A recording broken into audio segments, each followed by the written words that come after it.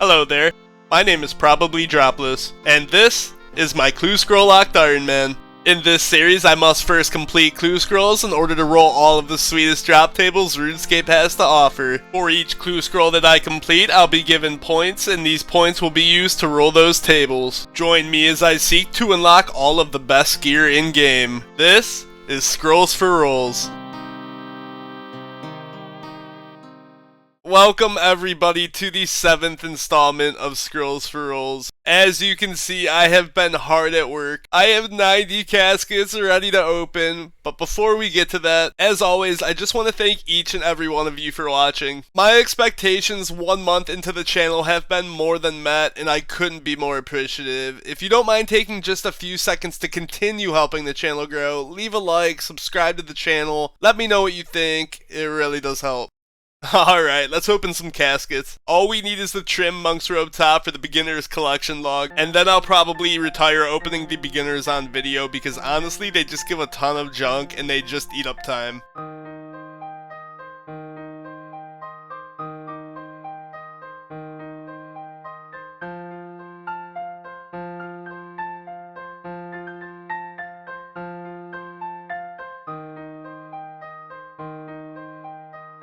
It's a shame, still looking for that last unique. Now for the good stuff.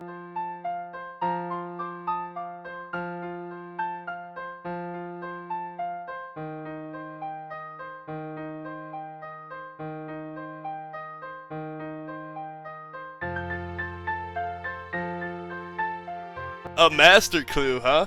I'm gonna hang on to that for now. Yo, why is that actually a fit? The trimmed iron actually might be my new favorite.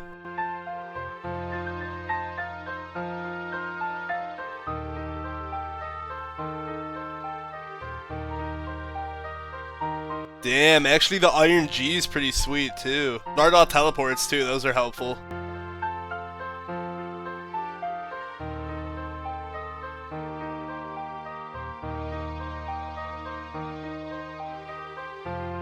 Ooh, the Black Wizard T, sweet. Sorry that the notifications keep getting in the way.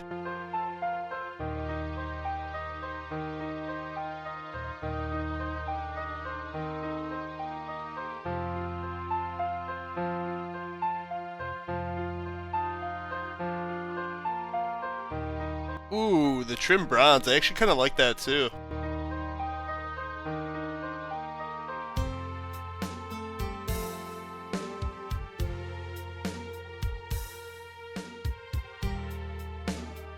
Okay, here's the deal, everyone. If I get Ranger Boots today, I am deleting the channel, sorry to say. The Adamant Pickaxe and Axe, I don't remember which of those I have, but they're both really good. 2 more blessings as well, nice.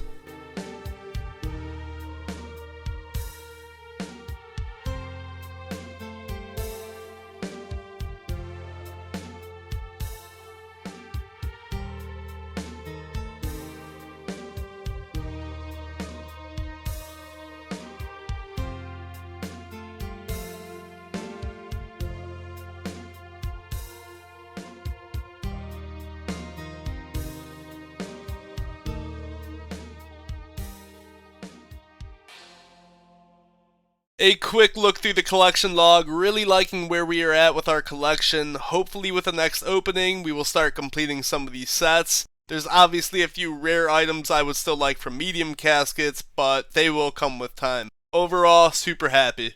I think it's about time to sell all of our duplicates and clean our bank out a little bit. That's everything for now. I don't really have any use for the money at the moment, but as we complete more and more caskets, that number will continue to grow, so we should be in a pretty good spot when it comes time that we do need gold. With each episode, I like to have some kind of goal for myself. Today's goal is really simple, and that's to complete as many quests as possible. After all, we are an Iron Man, and quests are an Iron Man's best friend. Quests also open up clue steps, and they inch me closer to being able to complete Recipe for Disaster. The first quest that I want to complete is Horror from the Deep. This gives me Lighthouse access, which contains a clue step. It's also an RFD requirement. I have almost all of the item requirements for this quest, but there are a few that I do need, and they're going to be a bit of a challenge. Those 3 items being Swamp Tar, 60 Steel Nails, and Molten Glass. Let's start with the Swamp Tar. I can get Swamp Tar as a guaranteed drop from Cave Slimes, but I'll need to have a light source, and that's where Eclectic Implings come in. Eclectic Implings give an empty candle lantern at a rate of 1 in 10. At the same rate, they also give Snape Grass, which is needed for Plague City, a Mithril Pickaxe, which is a medium clue item, and a Unicorn Horn, which I can turn into an anti-poison and use against Cave Slimes. Did you guys get all that? I also really need a gold necklace and ring, which are both clue items, and Eclectic Implings give gold ore and bars, so hopefully I get some of that too. Gold bars.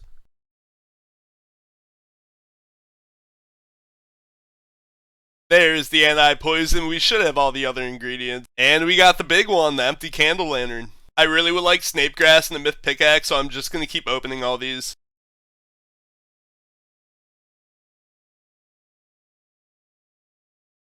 There's the Snape Grass, nothing else. Now I need to get a candle to put into the lantern, so I'll be killing high-level skeletons in Tarn's Lair. They drop them at a rate of about 1 in 25. God, I hate this place. Okay, I have no idea where the high-level skeletons are. I need the level 81 and 87 skeletons. They're the only ones that drop the candle, and I cannot find them for the life of me. Dude, I'm losing so much health right now. Jesus, don't die. This would be the worst place for that to happen. I've gone in a complete circle. Okay, I finally found the spawn, and ironically, it's right near the entrance. The reason I didn't see the higher level one is because it's actually not an active NPC until you go up to it. If I bring it back this way too, I can avoid the other one coming and attacking me. And on that very same kill, we got the candle. 4KC, absolutely spooned. We have a candle lantern. 6 of these Marintels are free to use. I should have a vial of water in here too. Yep, there we go. And then I just need my Unicorn Horn and Pestle and Mortar. There's the Unicorn Horn, Pestle and Mortar. Perfect. 1 anti-poison at an herblore level. Each quest only needs 1 Swamp Tar, and they drop 1 in 6, so this should be quick. I'm gonna complete Sea Slug as well real quick, which opens up a clue step on the fishing platform. So I'm gonna get 2 Swamp Tar, because one of them I can turn into Swamp Paste. 1 Cave Slime dead, 2 Swamp Tar, that's all we need. I probably didn't need that anti-poison, but it really didn't cost me any extra points, so no worries. Now I need Swamp Paste and not Swamp Tar, so I'm gonna use the flour on the Swamp Tar, make a fire. And then I should be able to use this on the fire. Yep, beautiful. Sea Slug is completed. That's 1 item off the list. Now I need to get Molten Glass, which requires either seaweed or soda ash and a bucket of sand. That's another item off our list. I actually screwed up a few clips, so a quick rundown. We already had the seaweed in our bank from when we were hunting baby implings for anchovies. And then I got the bucket of sand from earth implings. It's a 1 in 10, but it actually took me 27, so I went really dry on that. Made the soda ash, and then the Molten Glass.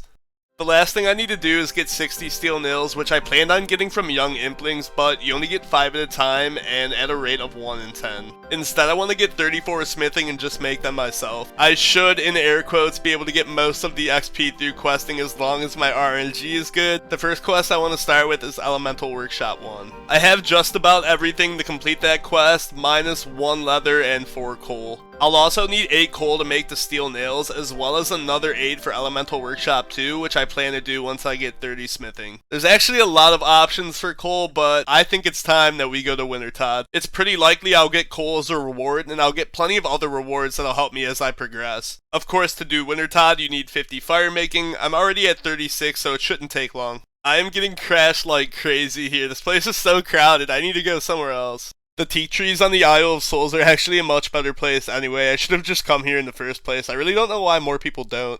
There's 50 fire making. I'm just gonna get the Clue Hunter set real quick since it acts as warm clothing. There's the cloak. Believe it or not, the Clue Hunter cloak is actually the best in slot for us in the cape slot right now. There's the boots and the gloves, trousers, and that is not the garb. That's the garb. A quick explanation for how the points will work at Wintertodt. Wintertodt's a bit different since the amount of points that you earn determines how many rolls you get, the minimum being 2 rolls at 500 points, which is going to be our baseline. Since this is a skilling boss, each roll will cost 2 points, meaning a 2-roll crate will cost 4 points. For each 5 points that you get over 500 points, there's a 1% chance of getting a 3rd roll. However, I have no way of verifying the amount of rolls, as I could roll the same item. For example, you can get 1 to 3 uncut sapphires per roll. If I get 3 sapphires, I have no way of knowing if that's 1 roll or if that's 2. Therefore, in order to keep the rolls uniform, if I go over 500 points, I will not be able to keep the contents of the crate as legitimate drops. As long as I get 500 points on the dot, I will guarantee 2 rolls per crate. I will just be using mass worlds to guarantee that 500 points. Yeah, I'm definitely turning on Entity Hider. Why can I still see their overheads though? You get 25 points per kindling that you put in the fire, so if I just do 20 of those a game and do no other actions, I'll get my 500 points, no problem. My only problem with this is the amount of food that I'm eating, so once I hit my 500 points, I'm just going to run up here where you can't get hit, and then I'll just wait out the rest of the game. I'm going to bank everything but my knife and my axe, just in case I mess up and go over 500. I'll probably just do 10 crates at a time, which is 20 rolls. If I get my 20 coal, I'll stop, and if not, I'll get another 10 crates. Either way, I'll be back here at some point. The same with Temperos and Guardians of the Rift. It's just not smart for me to dump all my points in one spot without a set goal with why I'm there. Okay, we have our first 10 crates. Let me open these up real quick and see what we get.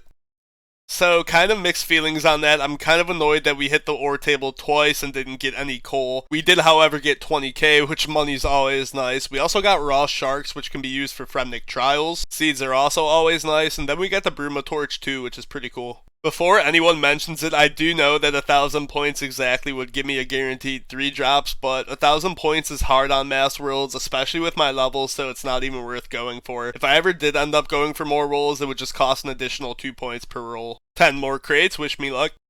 Again, 2 more rolls on the ore table without coal. Another 20k, which is good, a duplicate Wintertodt, and then the gloves. Okay, let's do 10 more. If I don't get any here, I might need to change it up.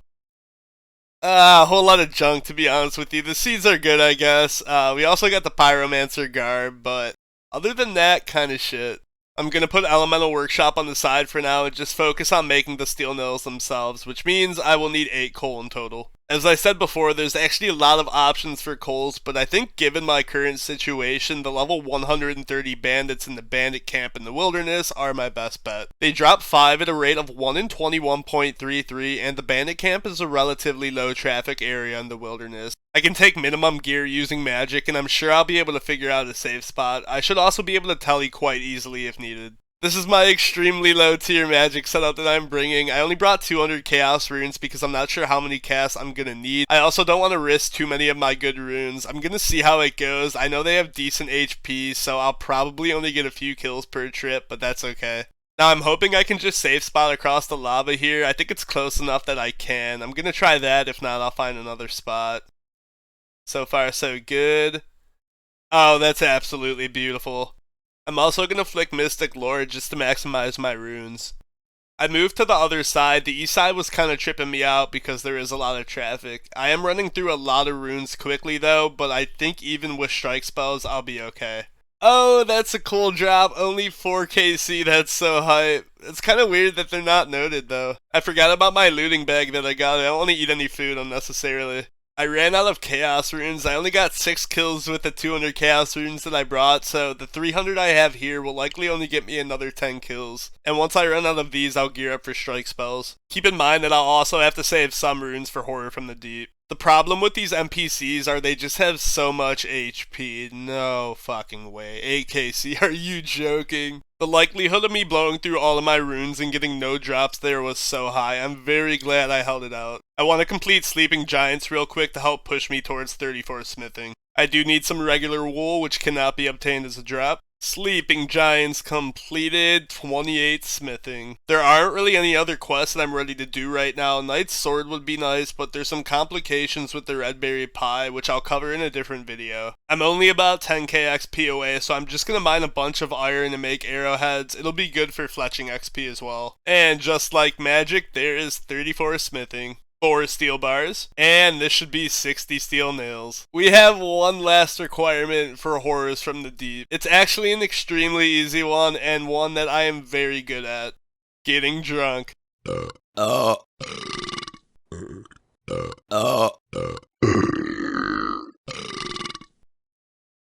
I'm all finished. I need to go lay down. What happened last night? I promise I'll call, ladies. I'll see you later. Well, despite my massive hangover, we still need to complete Horror from the Deep. Looking at the quest helper and the steps involved, this quest is actually way quicker than I thought it was. It's kind of ironic because this quest took hours and hours to prepare for, but the actual quest itself is going to take like 10 minutes. And that's the lighthouse unlocked. I guess I could have just prepared up to this point in the quest, but too late. I love that it warns you that you won't get your one individual arrow and runes back like it matters. I totally underestimated that fight. I'm gonna bring chaos runes instead and more food. That should be a little bit easier. Okay, now I'm actually prepared for the fight. Yeah, this is going way better. I'm actually kind of mad I forgot my amulet of power, but either way, she's going down really easy. So a couple more hits here, and she should be dead. Maybe one more. And that's the quest completed. At least it should be. There we go, baby. Horror from the Deep complete. I'll take the easy range levels too. That's really nice. The hell is a rusty casket? Well, ladies and gentlemen, I think that is going to do it for today's episode. I obviously would have liked to complete more quests, but some of these things take a lot of time, and there's a lot of planning, preparation, and execution that goes into it. Thank you all for watching. I will be seeing you all very soon.